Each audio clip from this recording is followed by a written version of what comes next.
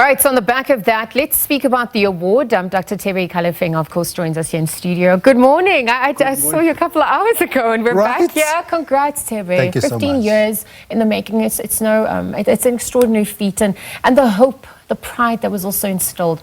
Tell us about what went into all of this. I mean, the key metrics, the methodology in conducting the survey, ultimately to get the 2025 edition, the top rankings for Africa's top brands. We started Brand Africa, Africa's Best Brands, 15 years ago, and it was really inspired by the World Cup. When the World Cup came to South Africa, and we look at the list of the global sponsors, and there was only one South African brand, MTN, and the event was being hosted in South Africa. Of course, we have the stadium F&B, and the Prasa moving people around. We ask ourselves the question, why? What is the state of South African brands, the state of African brands actually on this?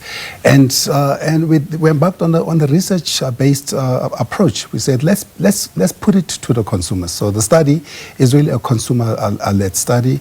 We work very hard with our friends from Geopol who do the study, and Kantar who help us with parts of the studies as well. And again with Kantar and brand leadership, we together distill the rankings, and out of those rankings, I mean, across the continent, 150,000 brands, we bring it down to 5,130, and we reduce those down to 100. So it's research-based, it is neutral, nobody pays to get into it and cannot pay into it. It is for Africa, by Africa, and it is consumer-led. So it's a true metric of what the consumers feel and not what they pay for. No, absolutely, because there's also the Hall of Fame, and that's for obviously organizations, individuals that have stood the test of time, 5 years and beyond. And that's obviously speaking to the aspect of sustainability.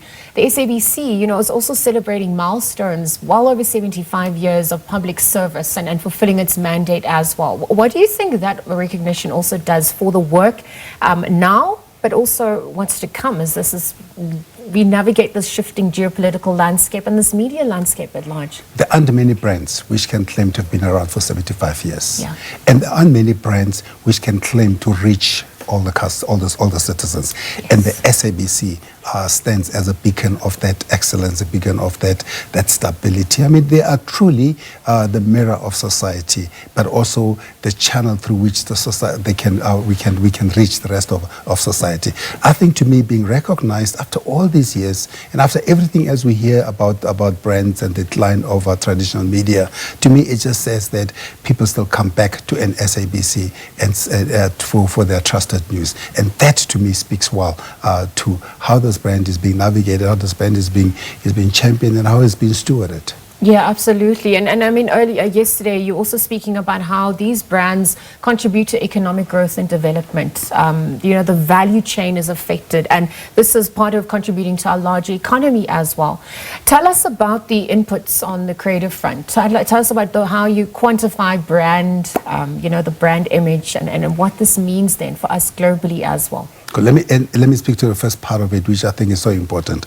I mean, the Grand Prix for the most admired African brand is MTN. The Grand Prix for the most admired South African brand is Woolworths. Then you got the top financial brand, Standard Bank for the continent, F&B for South Africa. It was just incredible to actually see the diversity of the brands. But to me, what was incredible last night was the young brands, the new generation brands. I think they have come here to play. They have come here. They brought the party. They put their hands up. They put their hands up and they say, count us in. I mean, you have Galaxy Boy and Maxhosa taking the top spots, and you had Batu taking the top spot in the continent. So to me, it's an amazing metric or barometer of where we headed, because the mixture of two things: the big stalwarts, the SABC, the MTNs and F&Bs, and all those where they are still staying course, and then the young ones say that don't rest on your laurels. And we do that through research.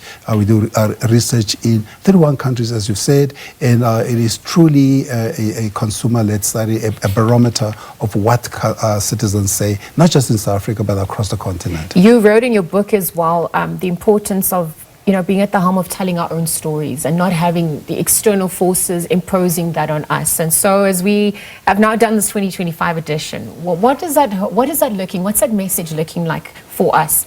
And what can we also expect as we Such an continue? important question, because if you look at the study which was done by Africa No Filter, only 63% of the people who report on Africa don't have a base in Africa.